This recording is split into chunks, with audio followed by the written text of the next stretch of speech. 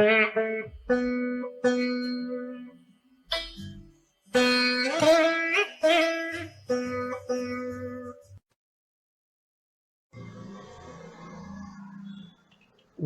தரும் கல்வி தரும் ஒரு நாளும் தளர்வறியா மனம் தரும் தெய்வ வடிவம் தரும் நெஞ்சில் வஞ்சமில்லா இனம் தரும் நல்லனவையெல்லாம் தரும் அன்பர் என்பவர்க்கே கணம் தரும் பூங்குழலால் அபிராமி கடைக்கண்களே.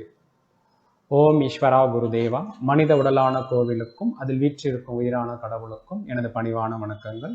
நான் ஆர் கண்ணன், ஆன்மீக ஜோதிடர் மற்றும் தியானவெளி பயிற்சியாளர். இன்னைக்கு நம்ம பார்க்கக்கூடிய ஒரு தலைப்பு என்னன்னு பார்த்தீங்கன்னா, விதியை மதியால் வெல்ல முடியுமா அப்படிங்கிறது தான். விதியை மதியால் வெல்ல முடியும் என்று தன் வாழ்க்கையில் வாழ்ந்து காட்டிய அபிராமி பட்டர் பற்றியும் அவர் நமக்கு அளித்த அந்த விதியை வெல்வதற்கான சூக்ஷ்மத்தை பற்றியும் தான் இந்த பதிவில் பார்க்க போகிறோம். திருக்கடையூர் நம்ம எல்லாருமே கேள்விப்பட்டிருப்போம்.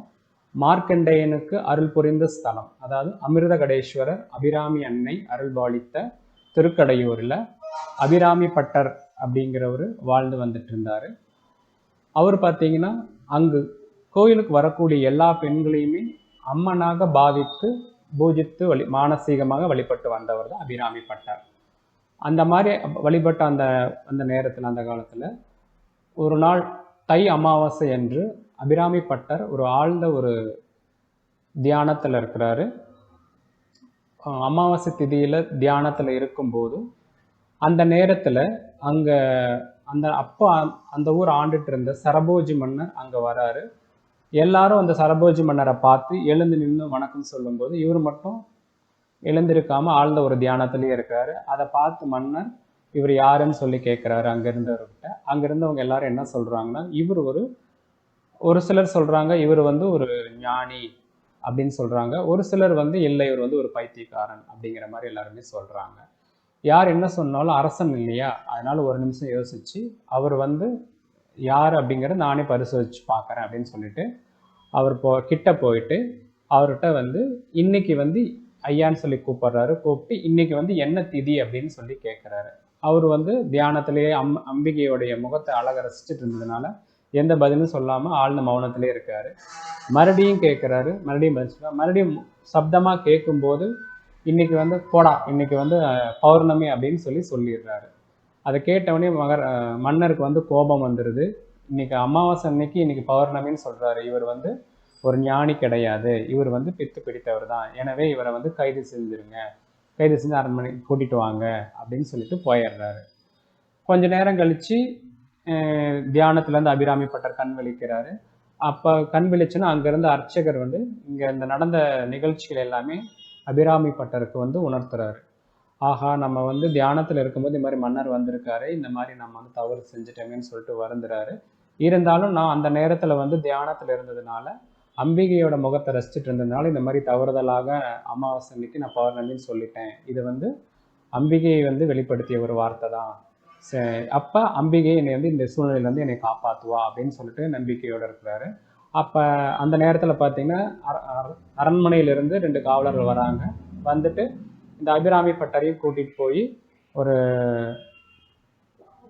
ஒரு ஊஞ்சல் மாதிரி ஒரு விஷயம் ரெடி பண்ணி அதில் 100 கயிறுகள் கட்டுறாங்க. 100 கயிறுகள் கட்டி மாலை அந்த இதில் ஏற்றுறதுக்கு தயார் பண்ணிட்டு இருக்காங்க. அங்கே போயிட்டு அரசர் கேட்குறாரு, இந்த மாதிரி நீ ஒத்துக்கிறியா, நான் தவறுதெல்லாம் சொல்லிட்டேன் அப்படின்னு சொல்லி கேட்கும்போது அப்போ அவர் சொல்கிறார், நான் சொன்னது இன்னைக்கு அமாவாசையாக இருக்கலாம், ஆனால் நான் சொன்னது தியானத்திலிருந்து சொன்னேன். அம்பிகையே அந்த வார்த்தை வெளிப்படுத்தினால்தான் அது அம்மனுடைய ஒரு சித்தம் தான் அப்படின்னு சொல்லும்போது, அப்போ நீ செஞ்ச தவறை நீ ஒத்துக்க மாட்டேங்கிற இல்லையா, அப்போ இன்னைக்கு ஈவினிங் நீங்கள் மாலைக்குள்ளார இன்னைக்கு பௌர்ணமி காட்சி கொடுக்கல அப்படின்னா, பௌர்ணமி வரல அப்படின்னா உன்னை இந்த தீக்குள்ள இதில் போட்டு நாங்கள் எரிச்சிருவோம் அப்படின்னு சொல்லிட்டு உத்தரவிட்டுறாரு. அப்போ தான் அந்த ஊஞ்சல் அவரை ஏற்றி 100 கயிறுகள் கட்டி அந்த ஊஞ்சல் மேலே ஏற்றிடுறாங்க. அப்போ தான் அபிராமி அந்தாதிங்கிற பாட்டை பாட ஆரம்பிக்கிறாரு மனம் உருகி.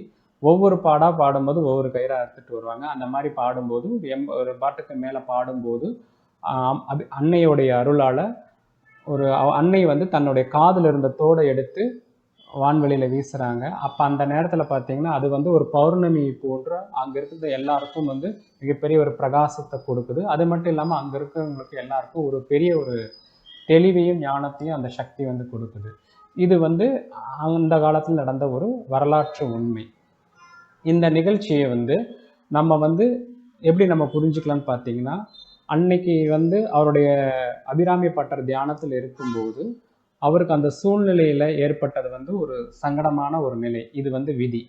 இந்த விதியை அவர் எப்படி எதிர்கொண்டார் அப்படின்னு கேட்டிங்கன்னா, அவர் தன்னுடைய மதினா நான் இந்த சூழ்நிலையிலேருந்து வெளிவரணும் அப்படிங்கிறது மட்டும் சிந்திக்காமல் அங்கிருந்து அந்த சக்தியிட அன்னை பராசக்தியிட வந்து தன்னுடைய மதியால் சென்று சரணடையும் போது அந்த அம்பிகையை அந்த சூழ்நிலையிலிருந்து வெளிவதற்கான ஒரு மார்க்கத்தை அவருக்கு வந்து காட்டியது மட்டும் இல்லாமல் அவர் அபிராமி பட்டருக்கும் அருளும் புரிஞ்சாங்க. இது நம்ம வந்து வரலாற்றின் மூலியமா நம்ம வந்து அறிஞ்சிக்க முடியும்.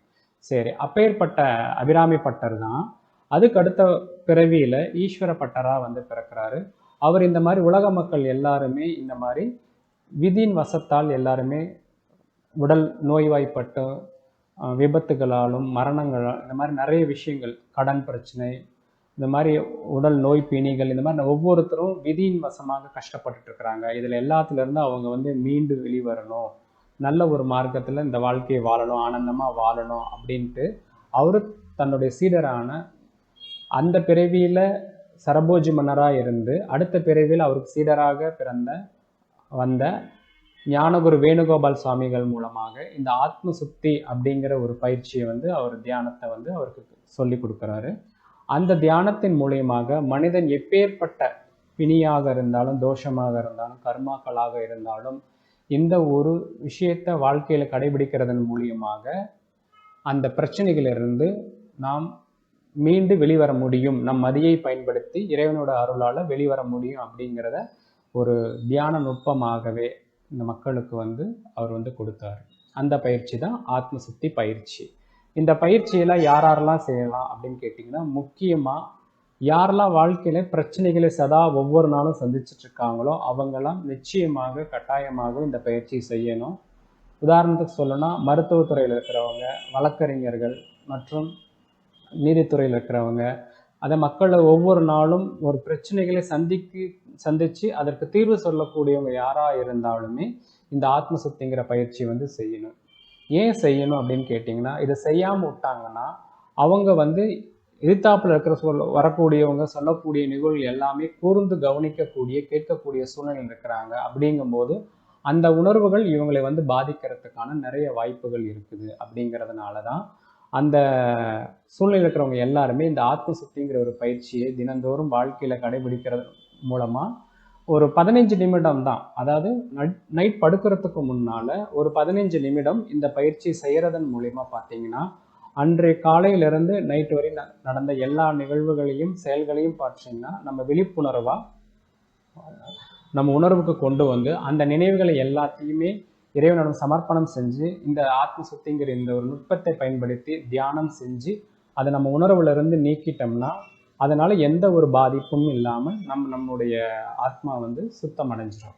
உதாரணத்தை சொல்லணும்னா, ஒரு விதை வந்து எப்போ முளைக்குன்னு பார்த்தீங்கன்னா மண்ணில் போடும்போது தான் அது முளைக்கும். அந்த விதையை வறுத்துட்டு நம்ம மண்ணில் போட்டால் அது முளைக்காது. அந்த மாதிரி நம்ம பார்க்குற எல்லா நிகழ்ச்சிகளையுமே நம்ம மனதில் வந்து பதிவாகுது. அந்த பதிவாகின்ற அத்தனை விஷயங்களுமே நமக்கு செயலாகாதான்னு கேட்டிங்கன்னா கிடையாது. எந்த நிகழ்வுகள் எல்லாமே நம்ம விழிப்புணர்வால், அதாவது வறுக்கிற மாதிரி விழிப்புணர்வால் நாம் பார்க்கின்றோமோ அந்த செயல்களிலிருந்து நம்மை நாம் விடுவிச்சுக்கிறோமோ அந்த நிகழ்ச்சிகள் எதுவுமே நம்ம வாழ்க்கையை பாதிப்பதில்லை. அது ஒரு நினைவு பதிவாக மட்டும்தான் இருக்குமே ஒழிய உடல் ரீதியாகவோ மன ரீதியாக பாதிப்பதில்லை. அந்த மாதிரி செய்யாமல் நம்ம விடும்போது நம்மளுடைய தூக்கத்தில் பார்த்தீங்கன்னா 48 மணி நேரத்துக்குள்ளார அந்த உணர்வுகள் எல்லாமே நம்ம பிளட்ல போய் நம்ம சந்திக்கின்ற எதிர்மறையான உணர்வுகளுடைய தாக்கங்கள் நம்ம பிளட்ல வந்து போய் ரத்தத்தில் வந்து அணுக்களாக வந்து பதிவாயிடுச்சுன்னா 48 மணி நேரம் கழிச்சு அது என்ன பண்ணும் அப்படின்னு கேட்டிங்கன்னா, காற்றுலேருந்து அது தனக்கு தேவையான ஒரு சக்தியை நமது சுவாசத்தின் மூலியமாகவே எடுத்து தன்னை வளர்த்து கொள்ளும். அது பார்த்தீங்கன்னா 48 நாள் கழித்து ஒரு கருமுட்டையாக உள்ள ஒரு வினையாக நமக்குள் பதிவாகிவிடும். அதுக்கப்புறமேட்டு அது தனக்கு தேவையான சக்தியை ஆட்டோமேட்டிக்காக எடுத்து பெற்று நம்மையுடைய குணத்தையே மாற்றி உடல் ரீதியானவோ மனோ ரீதியானவோ நோய்களை உருவாக்கக்கூடிய தன்மைகளையும் பிரச்சனைகள் உருவாக்கக்கூடிய சூழ்நிலையும் உருவாக்கிவிடும் என்பதால் நாம் அந்த செயலை தவிர்ப்பதற்கு இந்த ஆத்ம சுத்திங்கிற பயிற்சியை வந்து நாம் தினந்தோறும் ஒரு 15 நிமிடம் செய்தால் போதுமானது. நாம் எல்லா விதமான கர்ம வினைகளிலிருந்தும் பந்தங்களிலிருந்து நம்மை நாமே விடுவித்துக் கொள்ள முடியும் என்பதை இந்த அபிராமி பட்டர் வாழ்க்கையின் மூலமாகவும் அவர் கொடுத்த இந்த ஆத்ம சுத்திங்கிற பயிற்சியை நாம் கடைபிடிப்பதன் மூலமாகவும் நம் வாழ்க்கையை வளப்படுத்திக் கொள்ளலாம். இந்த மாதிரி மீண்டும் ஒரு நல்ல பதிவில் நான் உங்களை நான் சந்திக்கிறேன். அந்த ஆத்ம சுத்தினா என்ன, அந்த தியானத்தை எப்படி செய்யறதுங்கிற இதுக்கு முன்னால் நான் வீடியோவில் போட்டிருக்கேன். அந்த தியானத்தை அதுக்கான லிங்க் இந்த வீடியோவில் நான் கொடுக்குறேன். இதை பார்த்து அந்த ஆத்ம சுத்திங்கிறத பயிற்சியை வந்து நீங்கள் முறையாக ஒரு 15 நிமிடம் செஞ்சால் போதுமானது. நன்றி.